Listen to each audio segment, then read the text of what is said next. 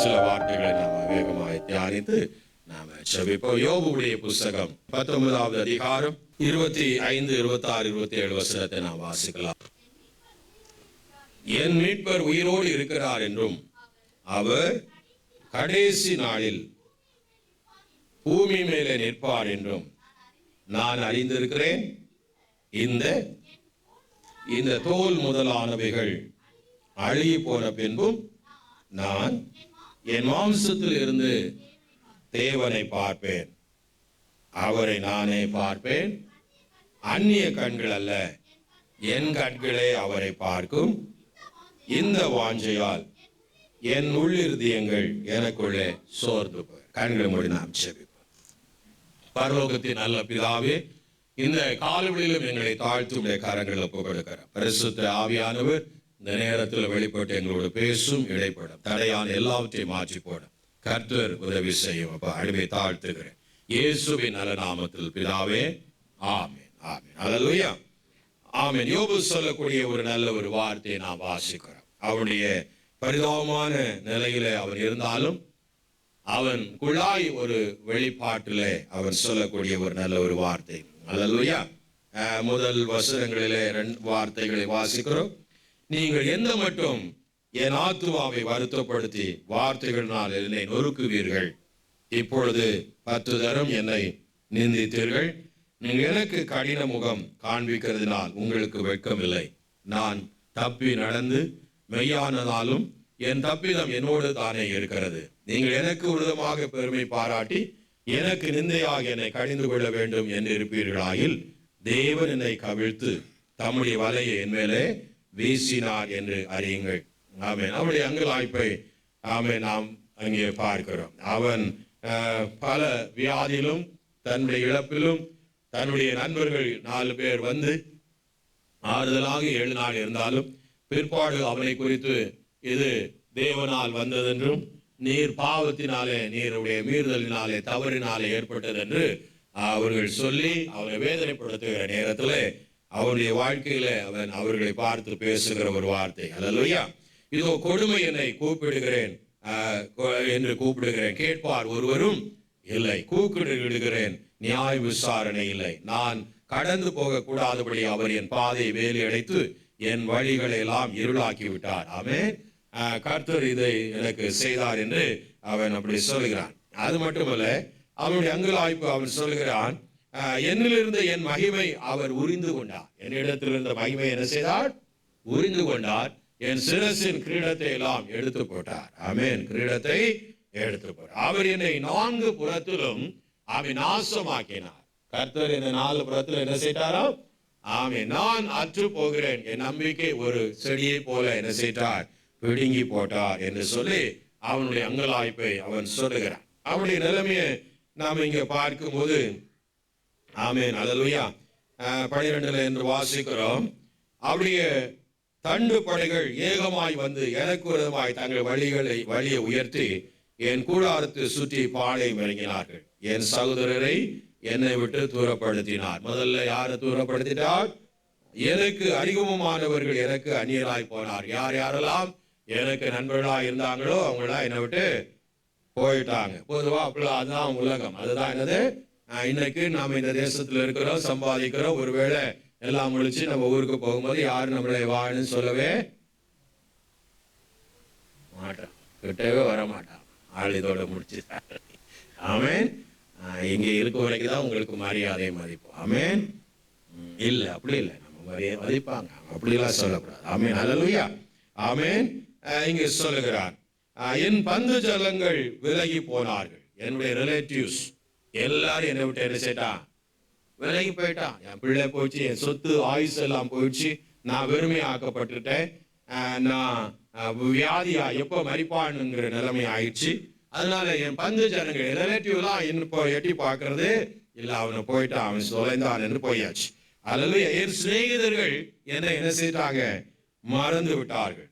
என் வீட்டு ஜனங்களும் என் வேலைக்காரிகளும் என்னை அந்நியராக எண்ணினார்கள். அவர்கள் பார்வைக்கு நான் பரதேசியை போலானேன். அல்லேலூயா. வீட்டுல வேலை செய்யறவங்க கூட என்ன செய்யறதில்ல? மதிக்கிறது இல்லை. ஒரு கப்பு தண்ணி கேட்டா கூட அவனை 10 முறை என்ன செய்ய வேண்டி இருக்கிறது? தாங்க வேண்டியது இருக்கிறது. அல்லேலூயா, கெஞ்ச வேண்டியது இருக்கிறது என்று சொல்றார். நான் என் வேலைக்காரரை கூப்பிடுகிற போது அவன் எனக்கு உத்தரவு கொடான், என் வாயினால் நான் அவனை கெஞ்ச வேண்டியதாக இருக்கிறேன். கொஞ்சம் யோசித்து பாருங்க, அவருடைய நிலைமையே எப்படி இருந்த மனுஷன், 10 பிள்ளைங்க, ஒட்டகங்களும் ஆடு மாடுகளும், அல்லேலூயா, திரட்சிகளின் மிகுதியாய் மதிப்பு உள்ளவனாய் வாழ்ந்த ஒரு மனிதன் திடீரென்று இப்படி சூழலை தள்ளப்படும் போது அவன் அங்கலாய்க்கிறான். தேவன் இதை எனக்கு வலையை வீசி எங்கும் அசையாதபடி செய்தான் என்று சொல்லி அவன் சொல்லுகிறான். என் சுவாசம் என் மனைவிக்கு வேறுபட்டு இருக்கிறது. என் சுவாசம் என் மனைவிக்கு எப்படி இருக்கிறது? கான்ட்ராக்ட் போடும்போது, அதாவது மனைவி அந்த மேரேஜ் டைம்ல ஒரு வாக்கு கொடுத்தாங்க. என்ன வாக்கு கொடுத்தாங்க? துன்பத்திலும் இன்பத்திலும் வாழ்விலும் சாவிலும் சுகத்திலும். மறக்காம வச்சிருக்கீங்க, எல்லாம் நமக்கு ஞாபகம் இருக்கு. ஆனா இந்த அம்மா மறந்துடுச்சு. ஆமென், அல்லேலூயா. துன்பம் வேதனை வரும்போது அங்க பிரச்சனை என்ன செய்யுது? கான்ட்ராக்ட்ல, நம்முடைய கவர்னன்ட்ல பிரச்சனை வருது. அல்லேலூயா, ஆமென். என்னதான் இருந்தாலும் நம்ம என்ன செய்யக்கூடாது? நம்முடைய உடன்படிக்கையில விலக மரணமே அல்லாம வேறு ஒன்றும் நம்ம என்ன செய்யக்கூடாது?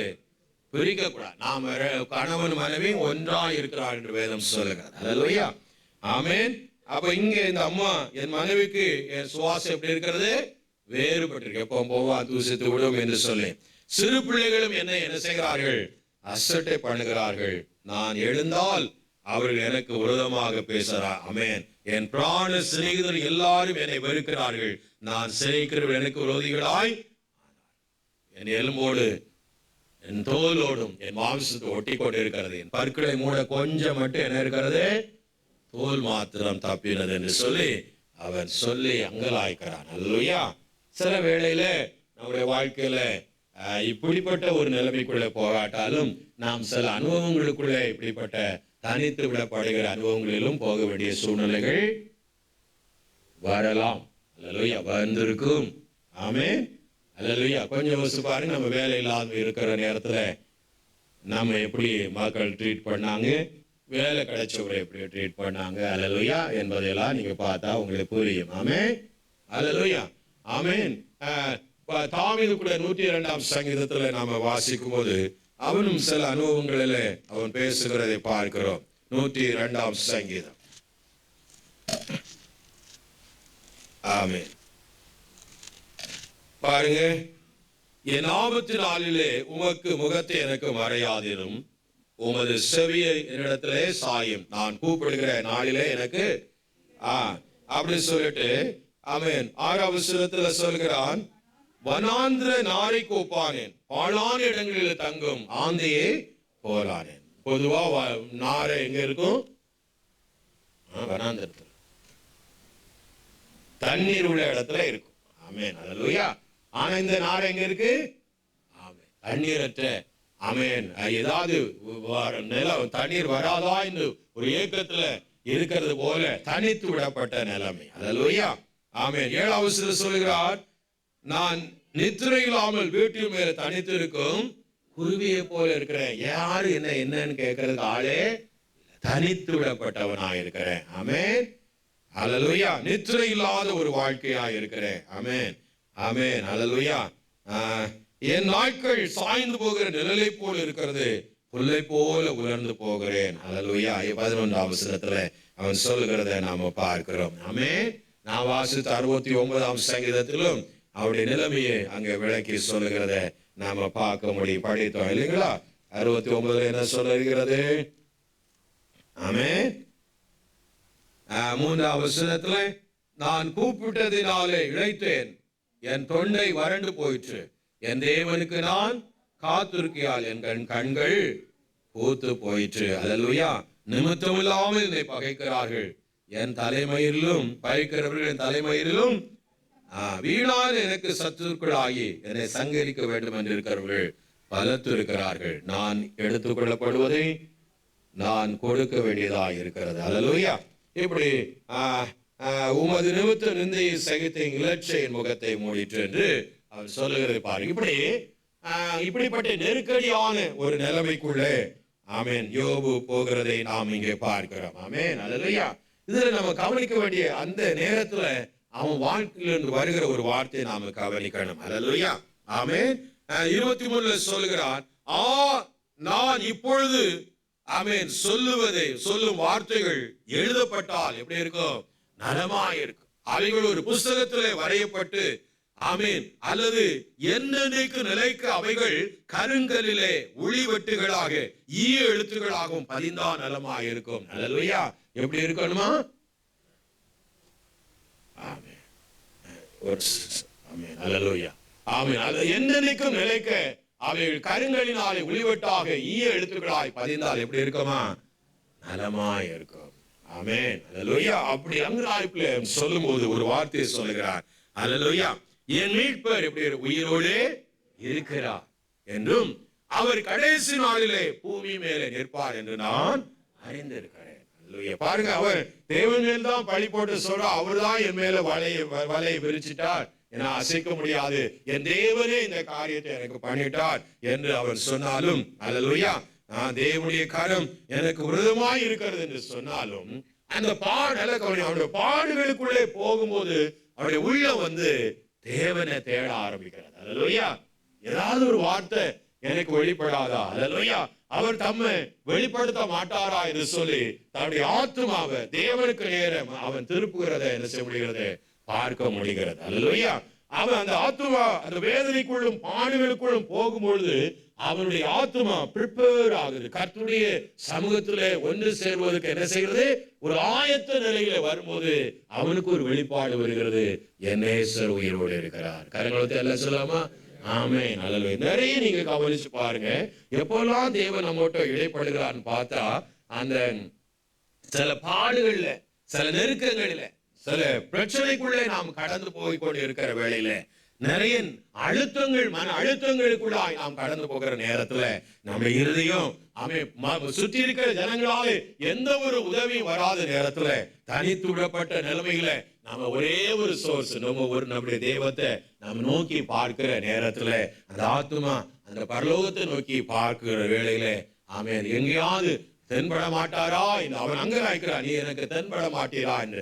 ஆமே, நான் அங்க தேனேன் இங்க தேனேன், இன்னும் வெளிப்பட மாட்டேங்கிறீர் என்று சொல்லி அங்க லாய்க்கிறதை பார்க்கிறோம். ஆனாலும் அவனுக்குள்ள ஒரு வெளிப்பாடு வருகிறது. அல்லேலூயா, என் மீட்பர் உயிரோடு இருக்கிறார். ஆமென்.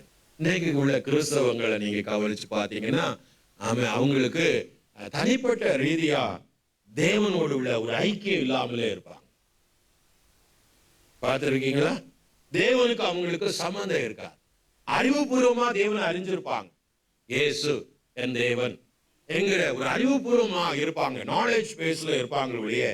அனுபவம் எக்ஸ்பீரியன்ஸா தேவனோடுக்குள்ள ஒரு என்கவுண்டர், தேவனை சந்தித்து அது அவரிடத்திலிருந்து ஒரு வெளிப்பாடு, இன்ஸ்பிரேஷன், அவரிடத்திலிருந்து நமக்கு வெளிப்படக்கூடிய ஒரு காரியம் இருக்கான்னு பார்த்தா ரொம்ப ரேரா உள்ளவங்களுக்கு தான் கிடைக்கும். அல்லேலூயா, ஆமென்.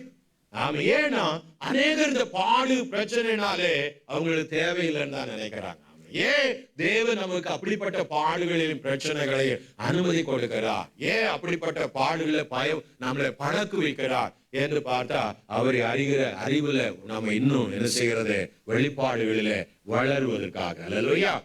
பேதுரு பாத்தீங்கன்னா 1 பேதுரு 5ஆம் அதிகாரம் 9-10 வசனங்கள்ல சொல்லும்போது சொல்வார், விசுவாசத்திலே உறுதியாயிருந்து அவனுக்கு எதிர்த்து நில்லுங்கள், உலகத்தில் உள்ள உங்கள் சகோதரத்திலும் அப்படிப்பட்ட பாடுகள் நிறைவேறி வருகிறது அறிகிறீர்களே. அல்லேலூயா. அப்ப ஒரு மனிதனுடைய விசுவாசம் எதன் அடிப்படையில் இருக்கன்னா, இந்த அறிவுபூர்வமான காரியத்துல அல்ல, அனுபவபூர்வமான காரியத்துலதான் அவருடைய விசுவாச அடிப்படை இருக்கிறது. அல்லேலூயா, ஆமென். புரியுது நான் சொல்வது? ஆமே. 2 கொரிந்தியர் 12ஆம் அதிகாரம் 2ஆம் வசனத்துல ஒரு மனிதனுடைய காரியத்தை, ஒரு அனுபவத்தை சொல்லுகிறார் பவுல். அல்லேலூயா. அவர் தன்னுடைய அனுபவத்தை சொல்லியிருக்கலாம் என்று ஸ்காலர் சொல்றாங்க. ஆமே. கிறிஸ்துவுக்குள்ளாய் ஒரு மனிதனை நான் அறிவேன், அவன் 14 வருஷத்துக்கு முன்னே 3ஆம் வானம் வரைக்கும் எடுத்துக்கொள்ளப்பட்டான்.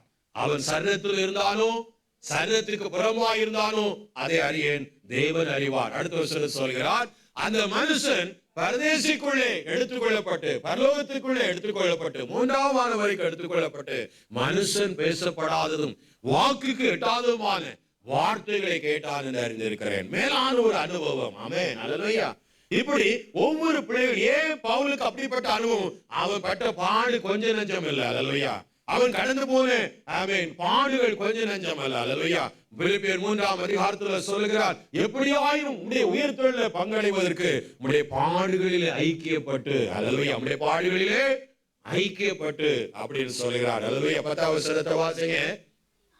இப்படி நான் அவரையும் அவருடைய உயிர்த்தெழுதல் வல்லமையையும் அவருடைய பாடுகளின் ஐக்கியத்தை அறிகிறதற்கும் அவருடைய மரணத்துக்கு ஒப்பான மரணத்துக்குள்ளாகி எப்படியாய் நான் மரித்தோரை விட்டு உயிரோடு எழுந்திருப்பதற்காக தகுதியாக அடையும்படிக்கு. அல்லேலூயா. அப்போ அவருடைய மரணத்துக்கு ஒப்பான மரணத்துக்குள்ளாகி அப்படின்னா அவருடைய பாடுகளை என் சரீரத்திலும் சுமந்து, அவருடைய பாடுகளை என் சரீரத்திலும் சுமந்து பாருங்க. அப்போ தேவ பிள்ளைகளுக்கு ஆண்டவர் பாடுகளை அனுமதி கொடுக்கிறார், வேதனைகளை அனுமதி கொடுக்கிறார். அல்லேலூயா. அதுல நாம முறுமுறுத்து அதுல பழக்கம் இல்லாதபடி அதை முறுமுறுப்போம்னா அவர் விட்டுருவார். அல்லேலூயா. நாம பொறுமையா இருக்கணும். எந்த ஒரு காரியம் நம்முடைய வாழ்க்கையில வந்தாலும் அது நன்மைக்கு எதுவாகவே வருகிறது. ஆமென், ஆமென். அல்லேலூயா. வேதத்துல நாம் வாசிக்கிறோம், ரோமர் 8 ஆமென் 28 வாசிக்கிறோம். அவருடைய தீர்மானத்தின்படி அழைக்கப்பட்டிருக்கிற தேவனிடத்தில் அன்பு கூறுகிறவர்களுக்கு சகலமும் எப்படி இருக்கிறதா?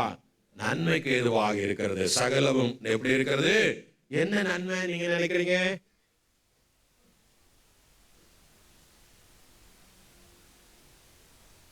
என்ன நன்மை நினைக்கிறீங்க? பவுல் எதை குறித்து பேசிட்டு வர்றார்? எந்த நன்மை பற்றி பேசிட்டு வர்றார்? நமக்கு நன்மைன்னா உலக ஆசீர்வாதம் தான் தெரியும். அல்லேலூயா. அப்படிதானே? இப்போ பாடுபடுறேன், அடுத்த நேரத்தில் எனக்கு சேலரி கூட போகுது அப்படின்னு தான் நமக்கு தெரியும். ஆமென். அல்லேலூயா. அப்படி அல்ல. அந்த நன்மையை பவுல் பேசிட்டு வரல. அல்லேலூயா. உலக நன்மையை ஆண்டவர் நமக்கு ஏற்கனவே தர்றார், தந்து கொண்டே இருப்பார், சந்திப்பார். அதுல ஒரு கேள்வி இல்லவே இல்ல. நமக்கு வேண்டியவர்களே அவர் செய்வார். அதுல நீங்கள் உலக எவ்வளவு விசேஷித்தவர்கள் என்று சொல்லியிருக்கிறாரா இல்லையா?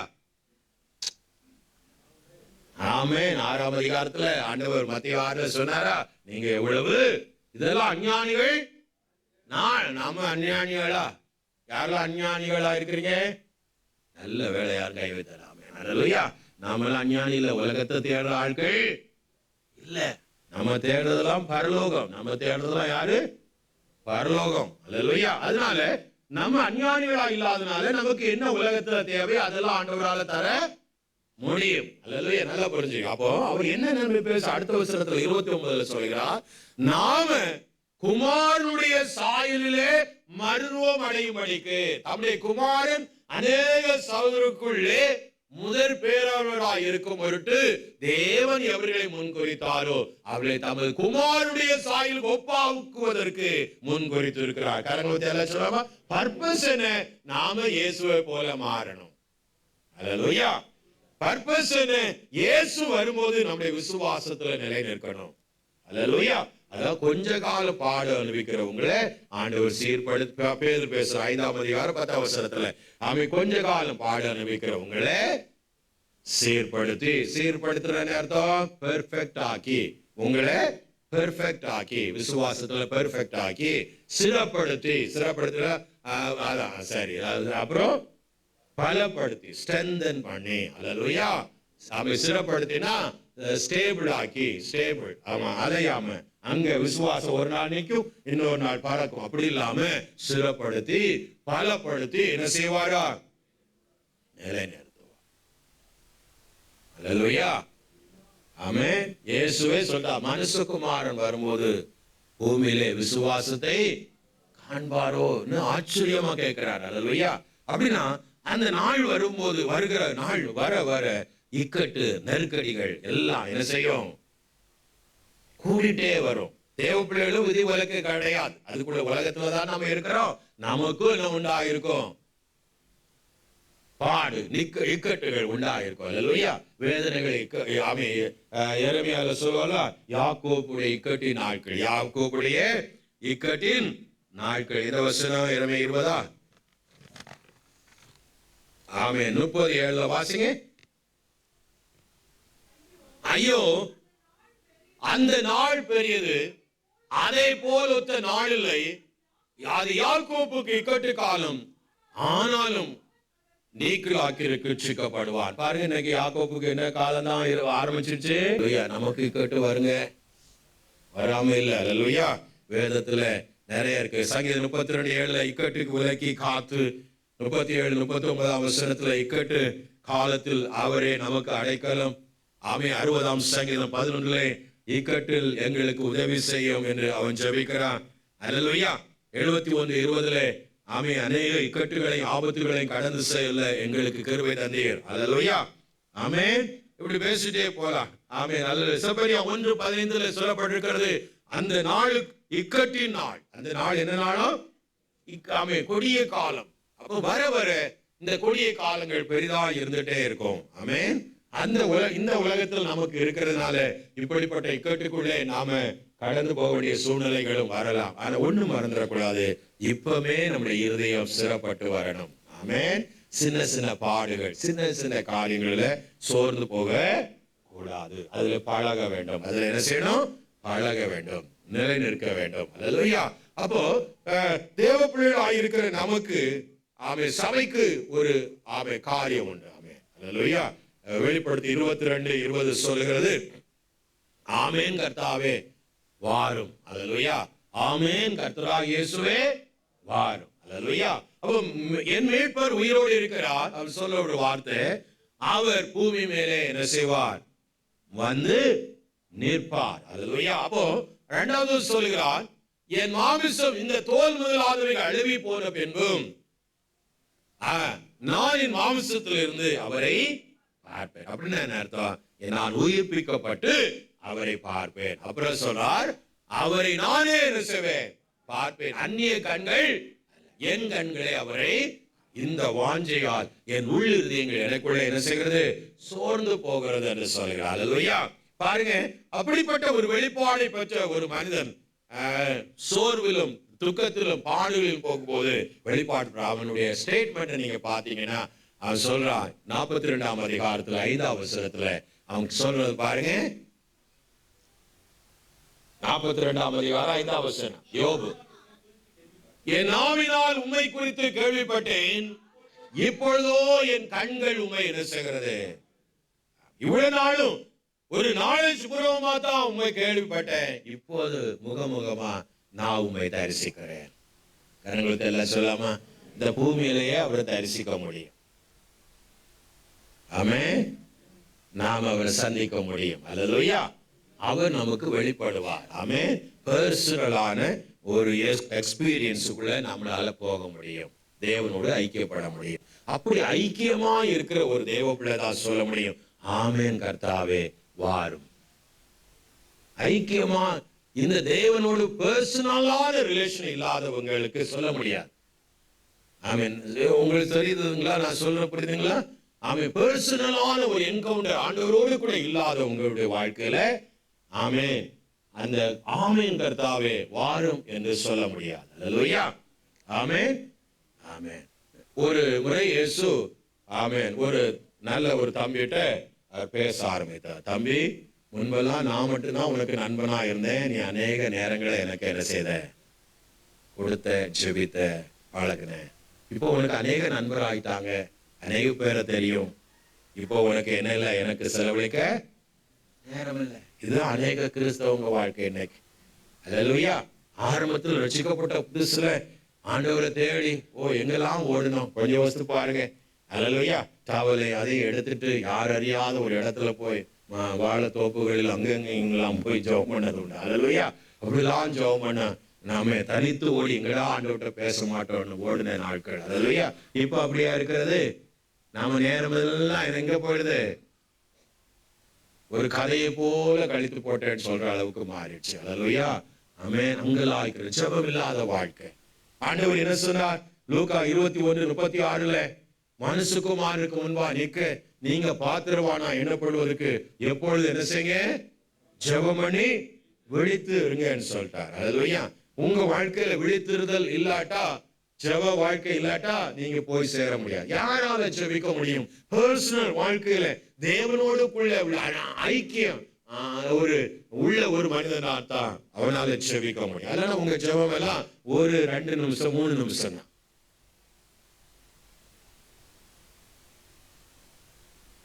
அல்லேலூயா, அல்லேலூயா, ஆமென். அதனால ஆமென், பாடு பிரச்சனை வந்தா சந்தோஷமா ஏற்றுக்கொண்டு தேவனை தேடுங்க. அல்லேலூயா, முறுமுறுக்காதீங்க. ஆமென், ஆமென். நாம தேவனை நாம ஆராதித்து பழகணும். வாரும் கர்த்தாவே என்று சொல்லணும். ஆமென். அந்த அளவுக்கு வரணும்னா நம்ம ஜெப வாழ்க்கையை நாம கூடணும். ஆமென். ஒரு ஆரம்ப ஒரு விசுவாசி ரட்சிக்கப்பட்டவன் செலவழிக்கிற 1 மணி நேரம் கர்த்தருக்கு செலவழிப்பான். அல்லேலூயா. அப்புறம் வளர வளர அதே 1 மணி நேரமா இருப்பான். ஒரு பேபி இருக்குங்க, கொஞ்சமா சாப்பிடும் இல்லைங்களா? சரி, உங்களுக்கு ஒண்ணுமே தெரியலையே. அந்த பிறந்த பேபிக்கு கொஞ்சம் பால் கொடுத்துட்டு அது சாப்பிட ஆரம்பிக்கும் போது 3-4 மாசத்துல செர்லாக் அந்த மாதிரிலாம் இருக்கு இல்லைங்களா, நல்ல அதெல்லாம் கொடுப்போம். ஆமென். அது வளர்ந்து அப்புறம் அதே இது சாப்பிட்டுக்கிட்டே இருக்கும். வித்தியாசமா சாப்பிடும். அதே போலதான் நம்ம ரட்சிக்கப்பட்ட நேரத்துல 1 மணி நேரம் ஆண்டவர்கிட்ட ஜெபம் பண்ணோம், ஆராதிக்க உடனே எல்லாம் செய்யணும். அப்புறம் வளர வளர 1 மணி நேரத்துல நிக்கலாமா? பாஸ்டர் 1 மணி நேரம் கிடைக்கிறதே அபூர்வம். 1 மணி நேரம் ஜெபிக்காதவனால பரலோகம் போக முடியாது. நான் ஷுவரா எழுதி வச்சு சொல்றேன். அல்லேலூயா. இங்க இருக்கிற பாதி பேரால போக முடியாது. பார்க்க எவ்வளவு அழகா இருக்கும் பாத்தீங்களா? ஆமென். ஹலோ, நான் சொல்ல, வேதம் சொல்லுது. 10 கனியே இருந்தாங்க, வாசல் அடைச்சிட்டார் ஆண்டவர். எத்தனை பேர் இருந்தாங்க? மத்தேயு 25 தானே? 10 பேர் இருந்தாங்க. 10 பேர்ல 5 பேர் தான் என்ன ஆயத்தத்தோடு இருந்தாங்க. அல்லேலூயா, ப்ரிப்பேர்டு. ஆனா மத்த 5 பேரும் கன்னியர் தான், விசுவாசி தான். மத்த 5 பேர் யார் தான்? விசுவாசி தான். அவனுக்கிட்ட எந்த ஒரு எஃபர்ட்டும் இல்லாத விசுவாசி, முயற்சி எடுக்காத விசுவாசி. அல்லேலூயா, ஆமென். தன்னுடைய ஆவிக்குரிய ஜீவித்த பரிசுத்தத்தை குறித்தோ, ஆமென், அந்த தேவனுடைய கிருபையில படப்படுகிற காரியத்தை குறித்தோ அவன் அக்கறையே பட்டது கிடையாது. ஏதோ விசுவாசி, நான் நேரமே வாரேன், ஜெபிக்கிறேன், போறேன். அல்லேலூயா. ஆனா அந்த கர்த்தருடைய கிருபையை அவரோடு பேசி பழகுற அந்த சந்தோஷம், பாக்கியம், இதெல்லாம் அவனுக்கு தெரியாது. அல்லேலூயா, ஆமென். அதுல விருப்பமும் பட மாட்டான். சுயநலமான கிறிஸ்தவன். ஆமென். என்ன நலமான கிறிஸ்தவன்? தனக்கு தன் பிள்ளை, அவ்வளவுதான் அவன் எல்கை. அது மேல வரவே மாட்டான். ஆனா ஆண்டவர் என்ன சொல்லிட்டார்? சுயநலம் உள்ளவன் பரலோகத்துக்கு என்ன செய்ய முடியாது, வர முடியாதுன்ட்டார். கொஞ்சம் யோசிச்சு பாருங்க. அப்படி சொன்னாரா சொல்லலையா? எங்க பாஸ்டர் சொல்லிருக்காரு? அப்படி சொல்லாதீங்க. அல்லேலூயா, சொல்லியிருக்கிறார். ஆமென். உன் முழு பலத்தோடும் முழு ஆத்மாவோடும் தேவனிடத்திலே அன்பு கூர்வாய. முதலாம் பிரதான கற்பனை. 2வது கற்பனை, உன்னை நேசிக்கிறது போல நீ என்ன மாதிரி உன்னை மற்றவன் செய்யணும்னு நினைக்கிறியோ அதை முதல்ல நீ என்ன செய்யணும்? இவ பாரு, வாரம் பாரு, மாமன் ஏதாவது வரும்போது வாங்கிட்டு வராங்க, வெறுங்கையோட வராம அப்படி நீ சொல்லுவ. அல்லேலூயா. ஆனா நீ போகும்போது அவன் வறுமையோட வந்தா நானும் போறேன்னு சொல்லக்கூடாது. அல்லேலூயா, ஆமென். புரியுறதுக்காக சொன்னேன். அல்லேலூயா. அதாவது நம்மை நாமே நேசிக்கிறது போல நேசிக்கும். அப்ப தன்னலம் இல்லாத ஒரு விசுவாசம். அப்ப ஆயத்தம் இல்லாத 5 பேரால என்ன செய்ய முடியல, பாதி பேரால என்ன செய்ய முடியல, போக முடியல. கதவு அடைஞ்சிடுச்சு, கதவு. அல்லேலூயா, ஆமென். சொல்லுங்க, கதவு ஆண்டவர் அடைக்கிறார். அல்லேலூயா. அதனால தேவ பிள்ளைகளாக இருக்கிற நாம ஜாக்கிரதையா, ஆண்டவர் வருகை எப்பவும் ரெடியா இருக்கு. வேதம் சொல்லுது, 2 பேதுரு 3:9 சொல்றார், அவர் தாமதிக்கிறார் என்று சிலர் எண்ணுகிறபடி அவருடைய வாக்குத்தத்தத்தை குறித்து தாமதமா இல்லாமல் என்று சொல்லப்பட்டிருக்கு. வாக்குத்தத்தத்தை குறித்து தாமதமா எப்படியாவது ஒரு சிலர் ரட்சிக்கப்படும் என்பதற்காக தான் தாமதிக்கிறார். அல்லேலூயா. ஒரு சிலர் என்ன செய்யணும்? ரட்சிக்கப்படணும். அப்போஸ்தலர் 3:21 சொல்கிறது. ஆமென். அல்லேலூயா. தான் சொன்ன எல்லா வார்த்தைகளும், தீர்க்கதரிசிகளை கொண்டு சொன்ன எல்லா வார்த்தைகளும் நிறைவேறுவதற்காக காத்து கொண்டிருக்கிறார். வாசிங்க. உலக தோற்றம் முதல் தேவன் தம்முடைய பரிசுத்த தீர்க்கதரிசிகள் எல்லாருடைய வாக்கினாலும் உரைத்தவைகள் எல்லாம் நிறைவேறித்தீர் காலம் வருமளவும் பரலோகம் அவரை ஏற்றுக்கொள்ள வேண்டும். அது வரைக்கும் அவங்க பிதாவை வலப்பக்கம் வீற்றிருக்கிறார். எல்லா வார்த்தை. ஏன்னா மத்தேயு 5:18 வானமும் பூமியும் 5:18 வானமும் பூ ஒழிந்து போகும், என் வார்த்தைகள் ஒரு உறுப்பாயினும் ஒழிந்து போவது இல்லை என்றார். அல்லேலூயா. அப்போ எல்லாம் நிறைவேறுவதற்காக காத்துட்டு இருக்கிறார். ஆல்மோஸ்ட் எல்லாம் நிறைவேறி கொண்டே இருக்கிறது. அல்லேலூயா. ஒரு சொன்னவைகள் எல்லாம் நிறைவேறி கொண்டே இருக்கிறது. ஆமே. இக்கட்டு காலமும் தொடங்கியாச்சு. அல்லேலூயா. ஆமே. நாலா சைடிலும் யுத்தங்கள் நடந்து கொண்டே இருக்கிறது. ஆமே. அப்படிப்பட்ட ஒரு கொடிய காலத்துக்குள்ள தேவ பிள்ளைகளா இருக்கிற நாமளும் என்ன செய்யறோம், வந்திருக்கிறோம். அல்லேலூயா. அதனால நாம அப்படியே ஒரு எஃபோர்ட்டும் முயற்சி ஜெபம் பண்ணாம உட்கார்ந்து இருந்தா நானும் பிறந்தோடு நிறைய பேர் பாடுவாங்க. அல்லேலூயா. ஆமே. அவர் வரும் நாளிலே என்னை கரமசைத்து பாடும்போது நமக்கு அப்படியே ஒரு ஐயா. ஆனா ஒரு எஃபர்ட்டும் கிடையாது. வருவது பாடுறது. அல்லேலூயா. சில பேர் பாடுறதே வேலையா போச்சு. ஆமே. ஆமே. மாறுங்க. ஆமே. நீங்க மாறணும். ஆமே. அல்லேலூயா. ஆண்டவர் சொல்றார் யோவான் 5ஆம் அதிகாரத்துல. அல்லேலூயா. அவன் என்ன செய்யணும்? யோவான் 5ஆம் அதிகாரத்துல ஆமென் ஆண்டவர் சொல்றத ஒரு 39ஆம் வசனம் வாசிங்க. வேத வாக்கியங்களை ஆராய்ந்து பாருங்கள், அவைகளால் உங்களுக்கு உண்டென்று எண்ணுகிறீர்களே. நல்ல கவனிங்க. அப்ப ஆண்டவர் இயேசு சொல்றார் வேதங்களை ஆராய்ந்து பாருங்கிறார். நீங்க என்ன சொல்றீங்க?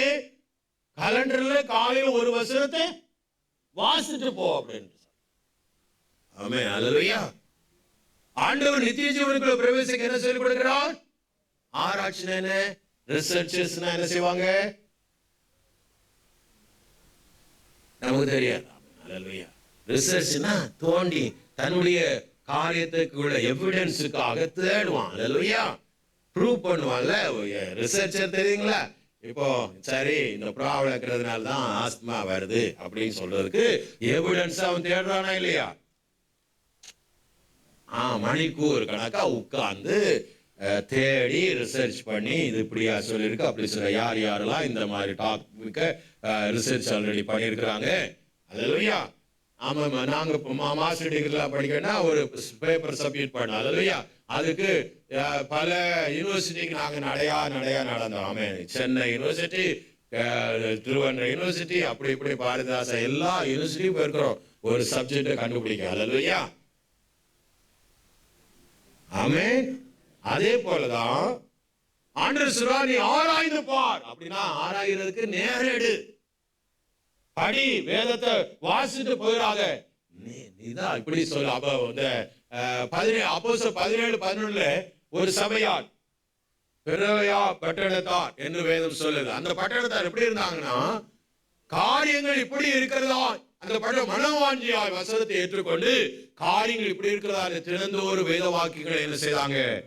ஆராய்ந்து பார்த்ததினால் தெசலோனிக்கப்பட்ட சபையாரை காட்டிலும் நற்குலசாலிகளாயிருந்தாங்க.